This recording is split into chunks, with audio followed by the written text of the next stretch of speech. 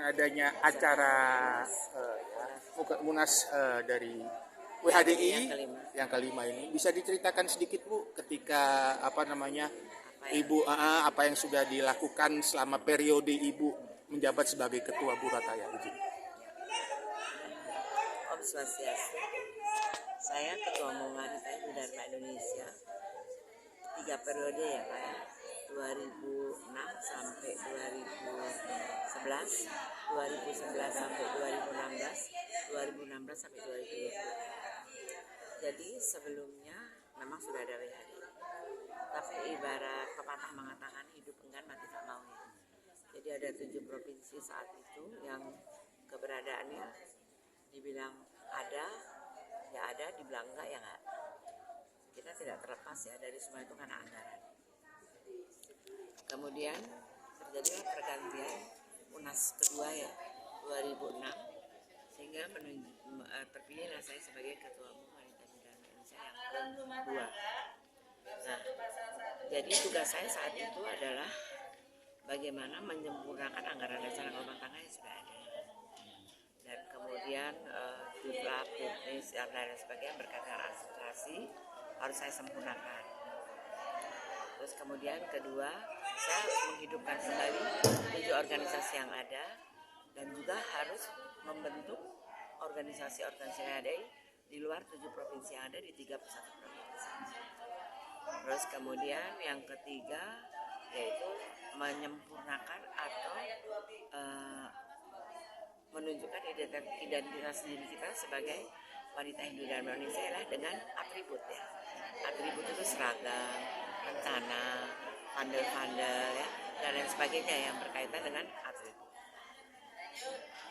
Nah, di dalam perjalanan sebagai ketua pada saat itu, di tahun pertama memang kita mulai menghidupkan ya, dan juga anggaran ya Pak ya. Anggaran kita belum teranggarkan di APBN Seku dan Dirjen Basindo, sehingga kami berusaha untuk bagaimana bisa mendapatkan anggaran untuk lanjutan organisasi sampai ke tingkat provinsi sampai ke kabupaten. Kurun waktu 3 tahun itu belum bisa ya. Tahun ketiga kita baru mulai mendapat anggaran yang dianggarkan oleh APBN melalui Dirjen Basindo ya, Seku dan Dirjen Basindo sampai ke provinsi, kabupaten dan lain sebagainya. Di provinsi melalui Pemimas. Kemudian kita berusaha untuk bisa menjadi anggota KOWANI ya. Anggota itu kan Kongres Wanita Indonesia yang merupakan federasi kumpulan organisasi perempuan yang legal yang ada di Indonesia. Pada saat itu ketua umumnya adalah Ibu Linda Agung. Kami berusaha menghadap ke beliau untuk bagaimana syarat menjadi anggota KOWANI. Ternyata kita tidak memungkinkan untuk menjadi anggota KOWANI karena kita kuotanya tidak memenuhi. Tapi karena dengan adanya tekad kita untuk bisa melaksanakan pembentukan di provinsi-provinsi lain, sehingga Ibu Ketua Umum KOWANI saat itu Bu Linda Agular mengambil kebijaksanaan untuk menerima kami sebagai anggota KOWANI waktu itu, anggota yang ke-78 ya. Dan ya, dari 102 organisasi yang ada saat ini ya. Itulah yang memacu saya selaku Ketua Umum WHDI untuk bisa membentuk WHDI di provinsi-provinsi sehingga kita bisa memenuhi kuota yaitu 50% plus 1. Asukara dalam kurun waktu 1 tahun kita sudah bisa terbentuk di 31 provinsi. Dari 34 provinsi yang ada saat itu, 34 kan, 3 kita belum bentuk, yaitu Aceh, Maluku Utara, dan Kalimantan Utara. Kenapa? Situasi kondisi daerah setempat itu untuk SDM-nya belum memungkinkan. Kemudian terbentuklah itu, terus legalitas dari organisasi kan, harus terdaftar di Kemenhukam, di Kesbangpol, dan lain sebagainya. Ini kita lakukan, sehingga kita terdaftar ya. Jadi legalitas WHDI itu betul-betul ada.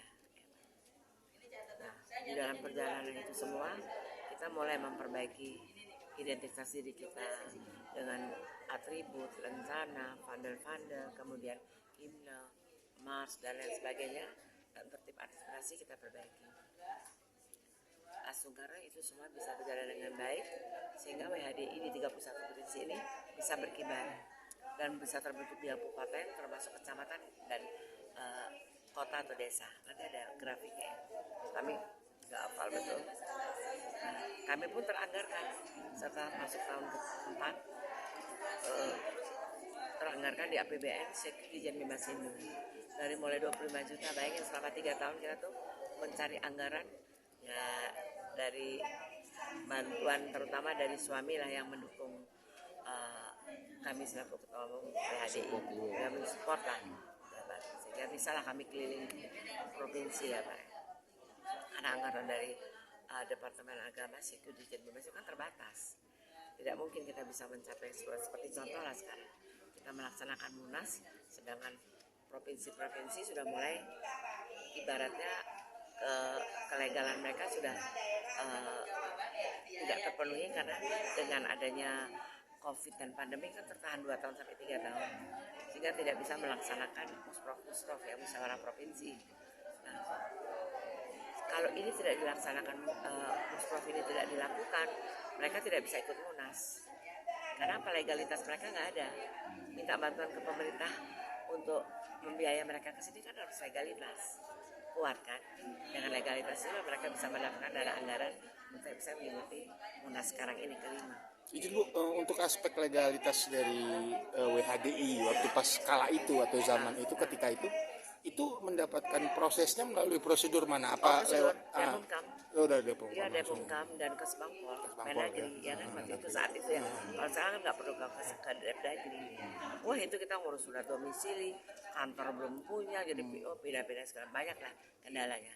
Tapi sekarang kita bisa ya mewujudkan apa yang kita inginkan sampai dengan saat ini.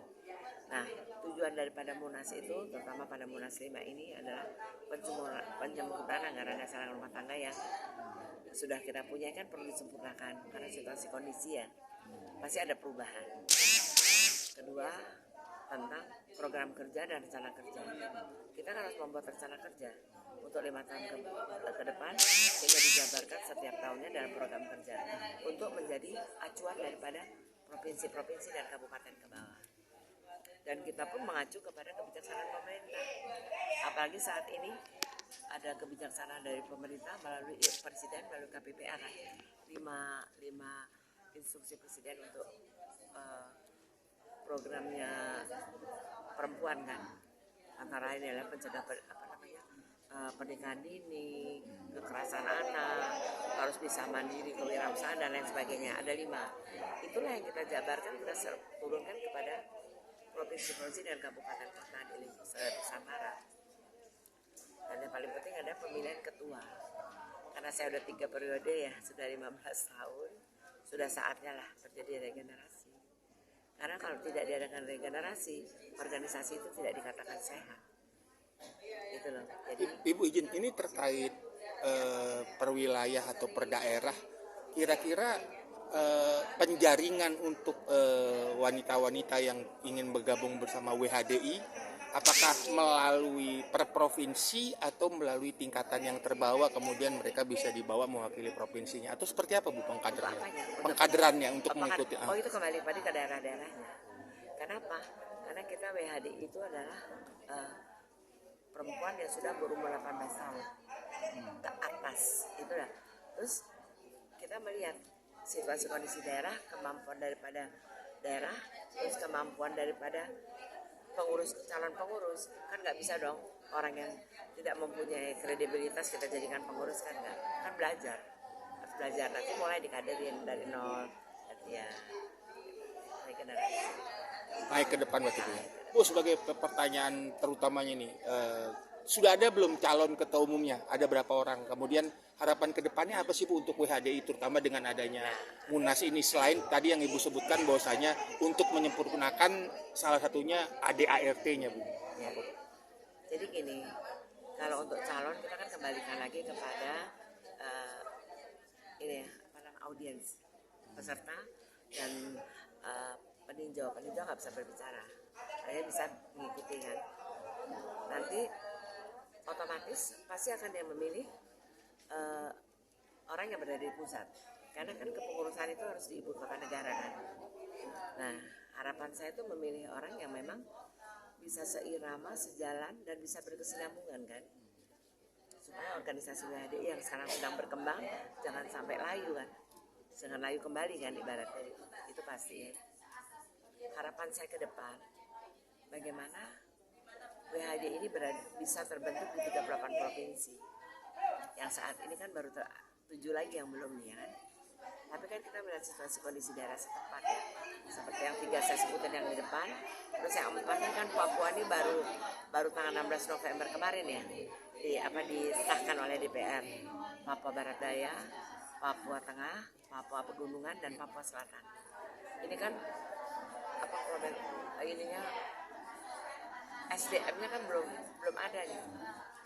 Apabila ada pun SDM ini dalam jangka waktu panjang nih. Kenapa? Jarang ada SDM di tempat baru tuh langsung terbentuk. Contohnya Maluku Utara, Kaltara. Jarang mereka membawa keluarga. Nah itu yang beratnya. Biasanya TNI, Polri, dan pegawai negeri sipil yang sifatnya kan tidak menetap di sana gitu. Walaupun nanti di daerah tersebut ada transmigrasi, tapi kan kita juga melihat kemampuan transmigrasi seperti apa ya. Tidak mengurangi rasa hormat bahwa mereka bukannya berpendidikan rendah, enggak, tapi kan situasi kondisi dia untuk dia membangun dirinya sendiri aja berat ya, apalagi untuk berorganisasi kan harus ada kan beberapa ibaratnya pelopor-pelopor yang mau turun ke bawah untuk membentuk itu, tapi orang itu harus ada di tempat gitu. Bu, izin untuk acara hari ini perwakilan 31 provinsi 30 ya. 30 provinsi ini yang hadir total ada berapa orang, Bu? 30 kali pesertanya. 30 kali 60. Terus ditambah dengan peninjau 68, berarti 128. Ditambah pengurus pusat ada sekitar 45, sekitar 168 semua. Yang hadir. Ada yang mau ditambahkan, Bu? Mungkin harapan untuk dari WHDI ke depannya? Ya, harapan saya ya perempuan-perempuan Hindu ini harus menjadi wanita yang cerdas, mandiri, sehingga kerukunan, kedamaian, kebersamaan ini akan terjalin ya, akan terbentuk dengan sendirinya. Siap. Terima kasih banyak, Ibu.